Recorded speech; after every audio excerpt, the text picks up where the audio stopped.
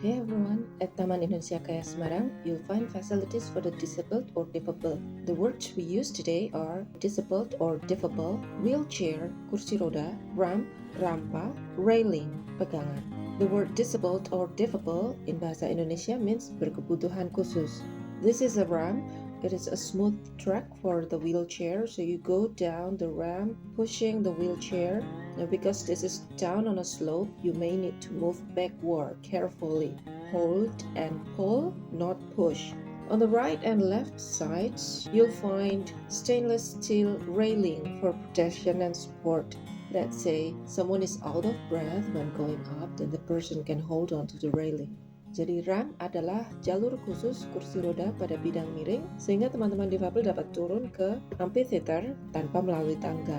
Di kanan kiri juga terdapat pegangan dari baja stainless yang juga berfungsi sebagai pagar pelindung. Thanks for watching.